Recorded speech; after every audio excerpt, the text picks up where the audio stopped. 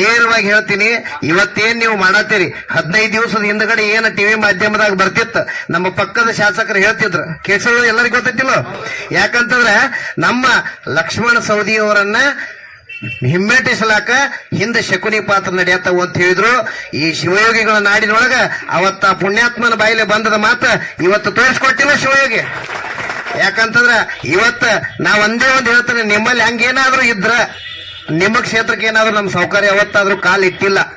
ಒಂದ್ ಯೋಚನೆ ಮಾಡ್ರಿ, ಈ ಶಿವಯೋಗಿಗಳ ನಾಡಿನವ್ರು ಏನಾದ್ರೂ ಒಂದ್ ಸಲ ಮನಸ್ಸು ಮಾಡಿ ನಿಮ್ಮ ಕ್ಷೇತ್ರ ಕಾಲಿಟ್ರ ಅಂತಂದ್ರ ನೀವು ಮಾಜಿ ಆಗೋದ್ರಾಗ ಯಾವುದೇ ಸಂದೇಶ ಇಲ್ಲ.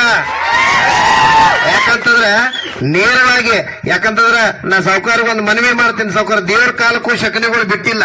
ಇವತ್ತು ದೇವಸ್ಥಾನದಾಗ ನಿಂತ ನಮ್ಮನ್ನೆಲ್ಲ ನೀವು ಅಭಿವೃದ್ಧಿ ಮಾಡತ್ತಾರೆ ಅಂತಂದ್ರ ಆ ಶಕುನಿಗಳು ಇರೋರನ್ನ, ಆದ್ರ ಶಕುನಿಗಳು ಎಷ್ಟೇ ಜನ ಇರ್ಲಿ ಆ ಶಕುನಿಗಳು ಮೆಟ್ಸಾಕ ನಾವೆಲ್ಲ ನಿಮ್ ಜೊತೆ ಇರ್ತೀವಿ ಅಂತಕ್ಕಂಥ ಮಾತನ್ನ ಈ ವೇದಿಕೆಯ ಮುಖಾಂತರ ಹೇಳಿ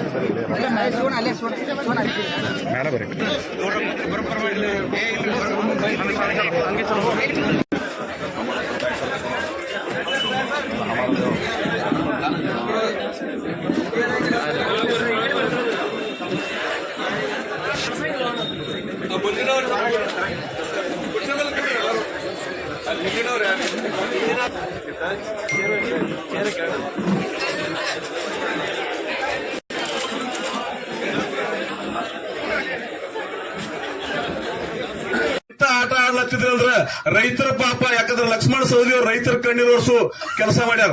ಅವ್ರಿಗೇನ್ರಿ ನೋವು ಆತಂದ್ರ ನಮಗ್ ನೋವು ಆತಂದ್ರ ತಮಗ್ ನೋವು ಆತ ಹೇಳ್ತಾರ. ಅವ್ರು ತಮಗ್ ನೋವು ಆತಂದ್ರ ಲಕ್ಷ್ಮಣ ಸವದಿ ಅವ್ರಿಗೆ ನೋವು ಆತಂದ್ರ ನಾವ್ಯಾರು ಎಂದೂ ಕೇಳಂಗಿಲ್ಲ. ಅದಕ್ಕ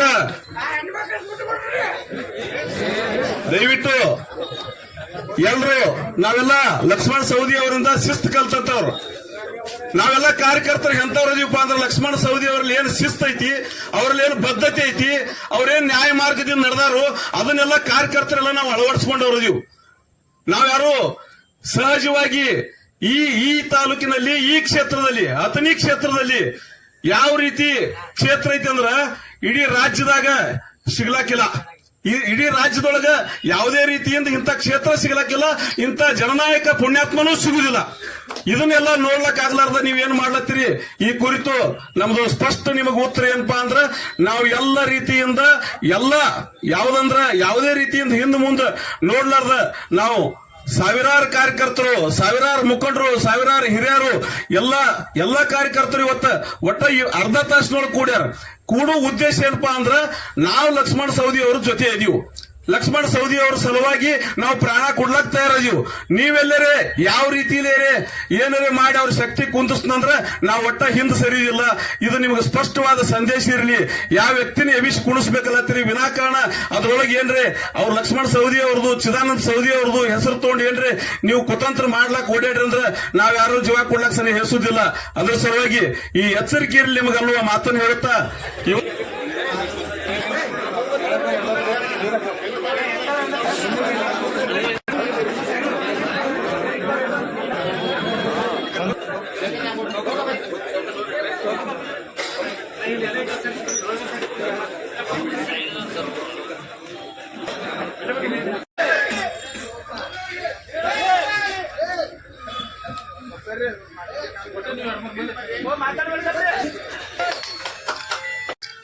ಯಾವ ರೀತಿ ಹಲವು ಇತಿಹಾಸ ನೋಡ್ತೀವಿ ನಾವು. ಚಲೋ ಮಂದಿನ ಇಂಥ ಕುತಂತ್ರಿಗಳ ಆಟ ಆಡ್ಕೋತ ಬಂದಾರೆ. ಕೊಂಡಿ ಮನ್ಸಣ್ಣ ಅಂತವ್ರು ಬಸವಣ್ಣ ಹೆಂಗ್ ಕಾಡಿಲ್ಲ ಹಂಗ ಇವರಿಂದ ಏನು ಮಾಡ್ಲಕ್ ಆಗುದಿಲ್ಲ. ಯಾಕೆ ಆಗುದಿಲ್ಲ ಅಂದ್ರೆ ನಮ್ಮ ರೈತರ, ನಮ್ಮ ಕಾರ್ಯಕರ್ತರ ಬೆಂಬಲ ಅವ್ರಿಗೆ ಸದಾ ಇರುತ್ತಾನ. ಯಾವಾಗೂ ಏನು ಮಾಡ್ಲಕ್ ಆಗುದಿಲ್ಲ.